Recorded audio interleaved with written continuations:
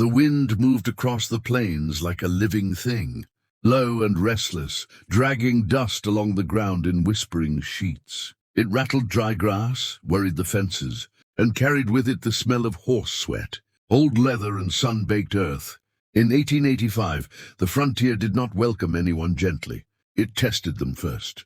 It broke the weak, and for those who stayed standing, it carved its mark deep into bone and soul. Eliza May Harper stood at the edge of Brackenridge, her boots powdered white with dust, her gloved hands clenched so tight her knuckles ached. Behind her, the town breathed in its usual rhythm, wagon wheels creaking, a blacksmith's hammer ringing sharp against iron, a saloon piano stumbling through a tune that had seen better days. Ahead of her waited a man most folks wouldn't have crossed the street to greet, much less married. Jonah Blackwood stood beside a lean, dark horse, one hand resting on the saddle horn. He wore no wedding finery, just a weather-beaten coat, faded shirt, and a hat pulled low enough to shadow eyes that rarely revealed their thoughts. His beard was trimmed but rough, his face lined not by age but by wind, cold, and solitude. He looked like the mountains he came from, hard, quiet, and unforgiving. They said he was poor, said he lived in a shack somewhere high in the granite ridge, half collapsed and snowbound half the year. Said he trapped in winter, hunted in summer, and came down to town only when supplies ran low.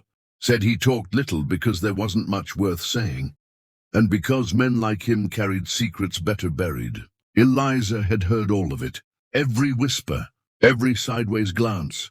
"She's throwing her life away," the women said behind gloved hands.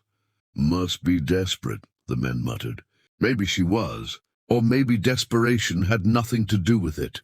Her father's ranch was gone now, lost to drought, debt, and a banker who smiled while he took everything. Her mother lay in the ground on a hill overlooking nothing they owned anymore. Marriage for Eliza wasn't romance. It was survival.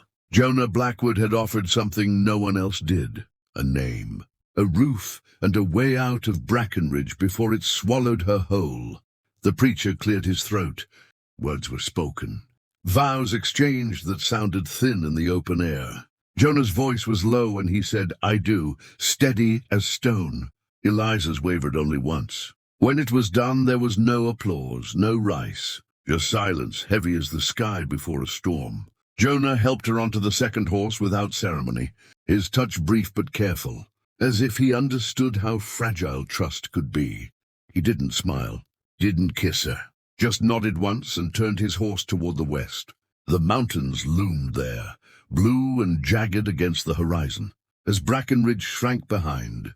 Them, Eliza felt something tighten in her chest.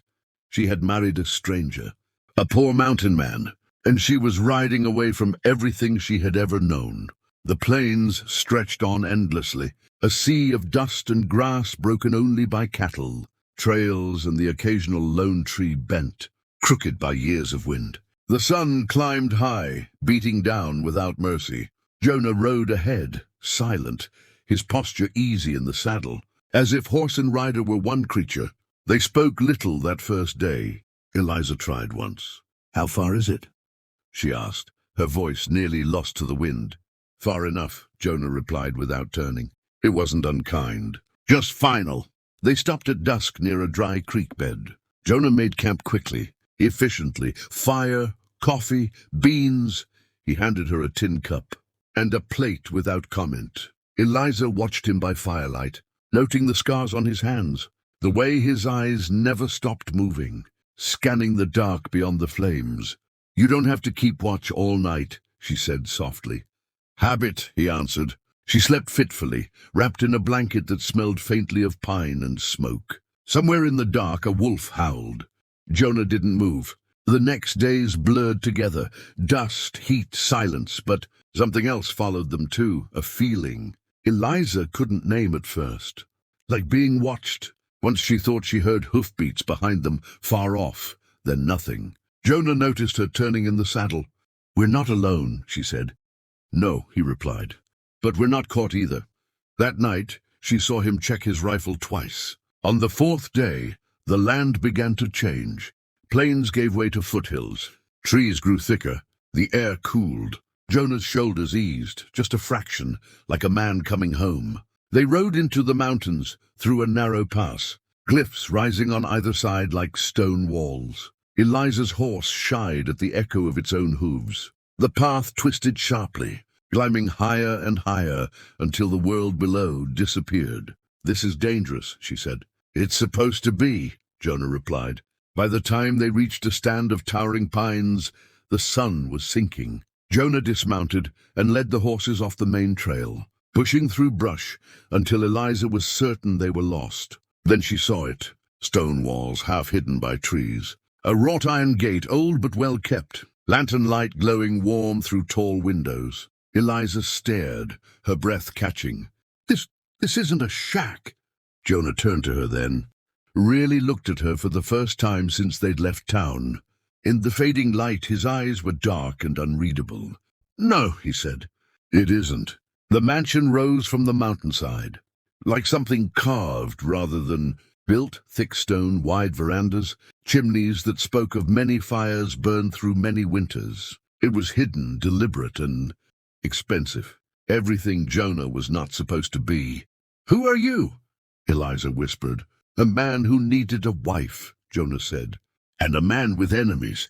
Before she could ask more, a branch snapped somewhere beyond the trees. Jonah's hand went to his rifle.